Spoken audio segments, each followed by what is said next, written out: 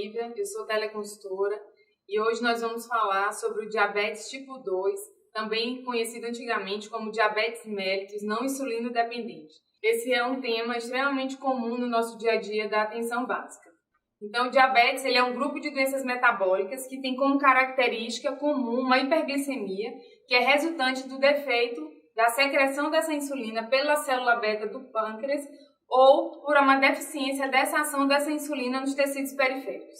E o que seria essa insulina? Essa insulina ela é um hormônio que é responsável pelo controle da entrada da glicose na célula. Quando a gente se alimenta de proteínas, de gorduras, de carboidratos.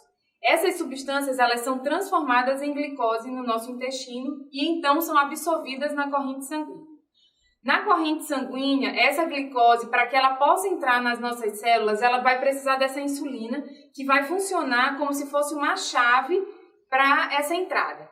E aí, quando a gente tem uma deficiência nessa ação dessa insulina ou uma deficiência dessa secreção dessa insulina, essa glicose do sangue não vai conseguir entrar nas células, causando a hiperglicemia. E essa hiperglicemia crônica, ela está associada com lesões de órgãos-alvos, principalmente retina, rins, vasos sanguíneos e os nervos periféricos. E qual seria essa importância e como é que está a epidemiologia do diabetes hoje no mundo? Ela tem tido uma importância crescente em saúde pública, uma vez que essa incidência e prevalência do diabetes tem tido um aumento progressivo no mundo inteiro, sendo considerada hoje como uma epidemia. O IDF de 2011 registrou 266 milhões de diabetes no mundo. Em 2011 foi feito um estudo no Brasil chamado de Vigetel. Esse estudo foi feito uma pesquisa em que as pessoas telefonavam para as pessoas e ia perguntar sobre a presença de diabetes ou não, qual era a idade, o sexo e a escolaridade dessas pessoas. E foi detectada uma prevalência de 5,6% no Brasil. Essa prevalência é muito maior em mulheres, em indivíduos com baixa escolaridade e em pessoas de maior idade. O diabetes tem uma importância muito grande, uma vez que ele tem um comprometimento tanto da produtividade quanto da qualidade de vida e da sobrevida desses pacientes. O diabetes ele é uma doença que tem causado grandes internações e essas internações acabam diminuindo a produtividade dessas pessoas. Existe um impacto socioeconômico muito importante e esse impacto é tanto individual quanto de saúde coletiva, pelo alto custo do tratamento em decorrência desse descontrole metabólico e das complicações. Os pacientes com diabetes, eles costumam internar com grande frequência e essas internações elas são longas e isso gera um grande custo de saúde pública. E individualmente isso também gera um grande custo porque as pessoas precisam comprar medicamento quando não é dado na atenção básica. A mortalidade entre os indivíduos diabéticos é 2 vezes maior que entre os não diabéticos e ainda existe uma associação com dislipidemia, hipertensão e disfunção endotelial. Isso tudo está muito relacionado com todas essas internações, com todos os custos do diabetes. Então, para a gente ver o quanto o diabetes tem crescido no mundo nas últimas décadas, em 1985 nós tínhamos 30 milhões de diabéticos. Em 2011 nós tínhamos 266 milhões de diabéticos. E estima-se que em 2030 nós tenhamos 350 milhões de diabéticos. O diabetes hoje ele é responsável por 4 milhões de mortes por ano e é responsável por 5,2% de todos os óbitos no mundo. Então, diante de toda essa estatística, a gente pode ver que o diabetes é realmente uma epidemia, mas a gente vai ver um pouquinho mais na frente que essa epidemia pode ser controlada. E por que tem aumentado tanto o número de diabéticos no mundo? Existe um crescimento e envelhecimento populacional e, como a gente viu anteriormente nos estudos, essa população, quanto mais velha ela vai ficando, maior é o risco dela adoecer de diabetes, uma maior urbanização que tem mudado muito a alimentação das pessoas, uma crescente prevalência de obesidade e sedentarismo, que a gente vai ver mais na frente, que são fatores de risco para o diabetes, e uma maior sobrevida desses pacientes com diabetes, que a gente está conseguindo ter o melhor controle, eles vão sobreviver mais tempo e aí então isso vai aumentar a prevalência dos diabéticos no mundo. A prevalência do diabetes no Brasil evidenciou a influência da idade da prevalência do diabetes, aquilo que a gente também falou anteriormente. Quanto mais idoso, maior o número de diabetes. Então, aumentou de 2,7% na faixa etária de 30 a 59 anos e para 17,4% na faixa etária de 60 a 69 anos. Ou seja, a gente teve um aumento de 6,4 vezes o número de diabetes. E mais alguns dados para a gente ver da importância do diabetes, né? É a sexta causa primária de internação hospitalar e contribui de forma significativa entre 30% a 50% para outras internações. 30% dos pacientes que internam nas unidades coronarianas são diabéticos, 26% dos pacientes que ingressam em hemodiálise também são diabéticos e é a principal causa de amputação de membros inferiores e cegueira adquirida. O diabetes tipo 2 é responsável por 90% a 95% dos casos de diabetes mellitus. A gente tem outros tipos de diabetes, que é o diabetes tipo 1, diabetes gestacional. No diabetes tipo 2, em específico, existe um defeito, como a gente já conversou anteriormente, na ação e ou na secreção da insulina. Em geral, esses dois mecanismos, esses dois defeitos, eles estão associados, mas pode ter algumas situações que um deles tem predomínio. A maioria dos pacientes apresenta sobrepeso ou obesidade, como a gente já falou anteriormente, ocorre em qualquer idade, principalmente após os 40 anos. Então, aquilo, um pouquinho do que a gente já viu também, né, sobre fisiopatologia. Então, o que acontece? A gente tem uma deficiência dessa insulina, da produção dessa insulina pelo pâncreas, a gente tem uma produção hepática de glicose aumentada, e a gente tem uma redução da captação dessa glicose diminuída nas células, principalmente no tecido muscular e no tecido adiposo. A resistência à insulina, e isso tudo vai gerar hiperglicemia. Então, quais seriam os fatores de risco do diabetes mellitus tipo 2 que a gente poderia atuar na atenção básica para evitar que a gente aumente essa estatística? A inatividade física, que seria o sedentarismo, a alimentação inadequada, a hipertensão arterial sistêmica, o sobrepeso, a obesidade, a dislipidemia, uma predisposição genética. Na verdade, em relação à predisposição genética, a gente não tem como atuar, mas a gente já poderia orientar essas pessoas que têm uma predisposição genética a ter cuidado com os outros fatores de risco para que ela não se torne uma pessoa diabética no futuro. E a obesidade central. Então, quais seriam as características clínicas desse diabetes tipo 2? Diferentemente do diabetes tipo 1, a gente tem um início insidioso. Muitas das vezes, esses pacientes são assintomáticos, né? Então, como é que a gente teria um quadro clínico desses pacientes? Então, a gente teria os pacientes assintomáticos, aqueles que apresentariam os 4Ps, que são bem famosos dentro do diabetes, mas assim, eles são muito mais comuns no diabetes tipo 1, que seriam a poliúria, que é o desejo de ir ao banheiro várias vezes, né? O aumento da diurese, perda inexplicada de peso, a polidipsia, que seria uma sede exagerada, e a polifagia, que também seria uma fome exagerada. Então, esses 4Ps, eles podem acontecer no diabetes tipo 2, mas já em estágios mais avançados, em situações em que essa hiperglicemia já estaria em valores bem elevados.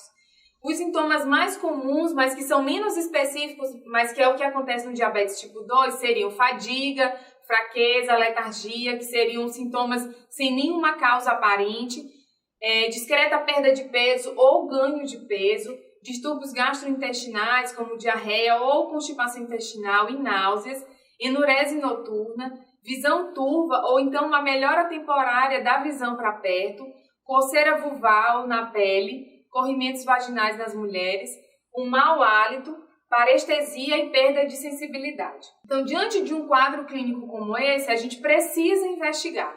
Outra forma que a gente poderia ter o diabetes tipo 2 aparecendo já seria com as complicações.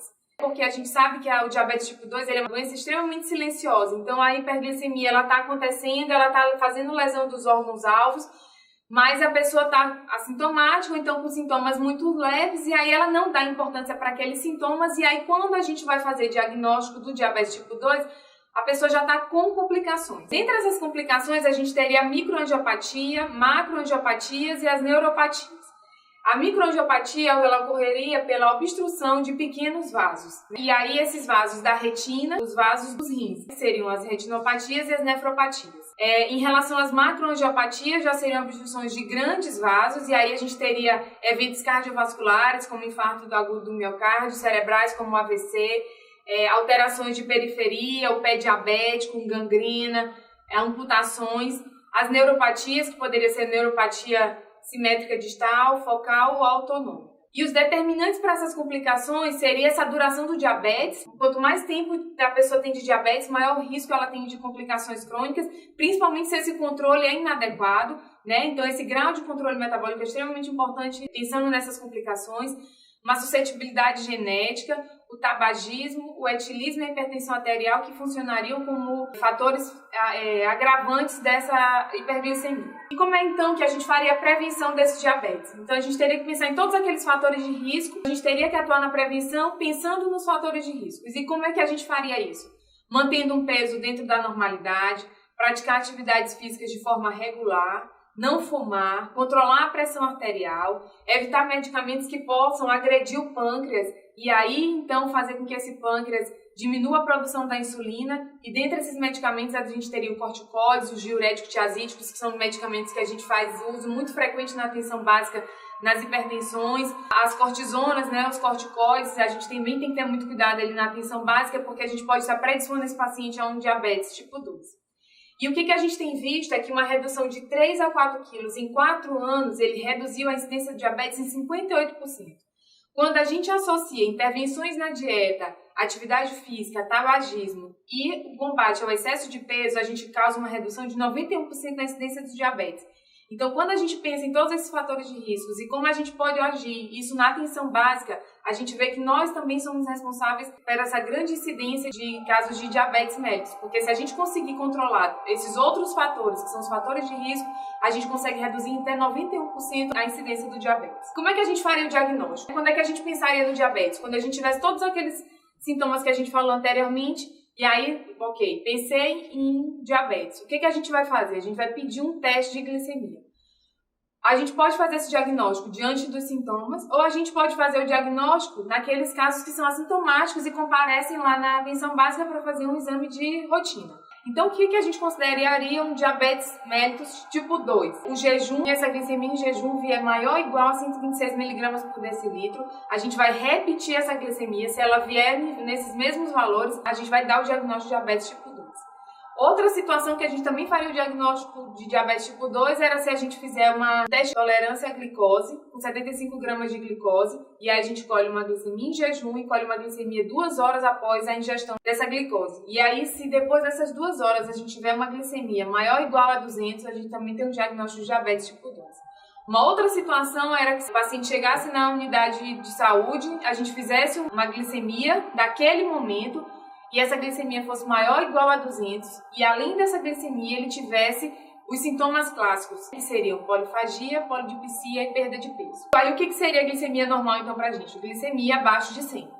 E aí a gente tem esse intervalo entre a glicemia normal e o que a gente considera como diabético, que a gente chamaria de tolerância à glicose diminuída. Aquele paciente que tem uma grande predisposição a se tornar diabético se ele não tiver cuidado. E aí, o que seria esse paciente que teria tolerância à glicose diminuída? É aquele paciente que tem uma glicemia maior do que 100 e menor do que 120.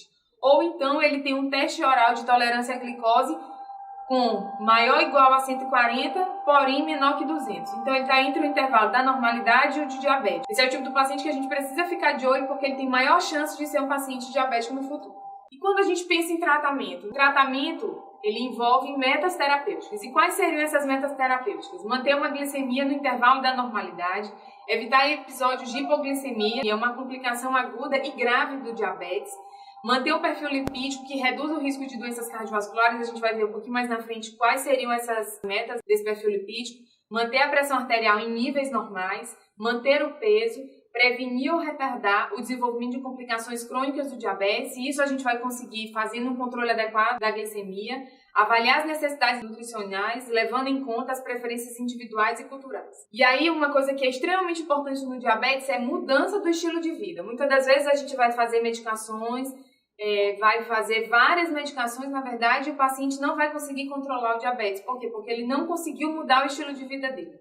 E o que seria essa mudança do estilo de vida? Consumo de frutas e verduras, pelo menos 400 gramas por dia, consumo de cereais integrais e grãos, substituição da gordura saturada por insaturada e excluir as gorduras trans, o controle da ingestão de sal, limitação de açúcares livres, realizar atividade física pelo menos 3 vezes por semana, combate ao tabagismo, combate ao etilismo e o controle do peso. Então, quando a gente está diante de um paciente diabético, o que a gente vai fazer? A gente vai fazer todas aquelas orientações e vai iniciar a medicação. Então, quando a gente inicia a medicação, a gente vai introduzir um antidiabético oral Depois de 3 meses, a gente vai reavaliar esse paciente. Ele atingiu as metas? Se ele atingiu as metas, a gente vai fazer só o controle a cada 3 ou 6 meses com hemoglobina glicada, que a gente vai ver na frente um pouquinho como é que a gente vai fazer isso. Então, se depois desses 3 meses, desse primeiro antidiabético oral, ele não tiver conseguido o controle, a gente vai iniciar um segundo antidiabético oral. E após 3 meses, a gente vai reavaliar.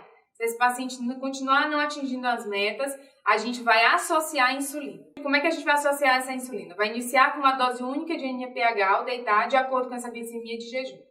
Se depois desses 3 meses, 2 a 3 meses, a gente vai reavaliar esse paciente e ele não atingir a nossa meta, a gente vai ajustar a dose da insulina antes do almoço, antes do jantar e ao deitar. Normalmente a gente vai iniciar com 4 unidades e ajustar 2 unidades a cada 3 dias até atingir as metas. Se ele atingir a meta com depois dos 3 meses, a gente vai fazer o controle a cada 6 meses. Então, como a gente falou, o tratamento de primeira linha seria a metformina, que seria aquele primeiro medicamento que a gente vai começar na hora que a gente tiver o paciente diabético. Se ele não controlar, com os 3 meses, a gente vai associar uma sulfonilureia, que seria a glibenclamida ou a glicazida. E aí, se não tiver o controle com essas 2 medicações, aí sim a gente vai associar a insulina. E como é que a gente vai fazer o controle desse tratamento? É glicemia de jejum, glicemia pós-prandial e hemoglobina glicada. E o que a gente espera desses exames? De acordo com a Sociedade Brasileira de Diabetes, que ele atinge uma glicemia em jejum de 70 a 130, uma glicemia pós-prandial até 160 e uma hemoglobina glicada abaixo de 7. E aí, essa hemoglobina glicada ela é importante porque muitas das vezes a gente sabe que o diabético ele é muito esperto. Então, véspera dele fazer o exame, ele vai lá, faz um controle meia boca, e aí toma a medicação certinha, faz a dieta, faz atividade física, aí vai lá, faz o exame e a gente está achando que ele está bem controlado. Quando a gente faz a hemoglobina glicada, que é um exame que a gente tem um controle de uma média da glicemia nos últimos 2 a 4 meses, aí sim a gente sabe o que de verdade aconteceu nesses últimos meses. Então, o que a gente vê? Que essa hemoglobina glicada de 7, que é o nosso objetivo, ela me dá uma média de glicemia de 154. Então, seria um excelente controle. Enquanto a gente tem uma hemoglobina glicada de 12, eu tenho uma glicemia média de 298. Então, eu sei que mesmo esse paciente chegando com uma glicemia de jejum abaixo de 130, eu não sei que ele não está bem controlado porque ele chega para mim com uma hemoglobina glicada de 12. E quais seriam esses outros controles que a gente também teria que fazer com o paciente com diabetes? O paciente diabético precisa ter uma pressão abaixo de 13 por 8. E qual seria o alvo da dislipidemia do nosso lipidograma? Colesterol total abaixo de 200, LDL colesterol abaixo de 100, HDL colesterol acima de 45 e os triglicerídeos abaixo de 150. E por que a gente tem que ter todo esse controle do diabetes? Porque ele é um fator de risco muito importante para complicações graves. Infartos, AVC, insuficiência renal crônica, é um dos grandes vilões da diálise, neoplasias, gangrenas, coma, infecções, todas elas são causas de morte. E aí como é que a gente vai fazer esse acompanhamento? Glicemia de jejum mensal, hemoglobina glicada a cada 3 ou 6 meses, o lipidograma ele é anual e a creatinina também é anual. Obrigada.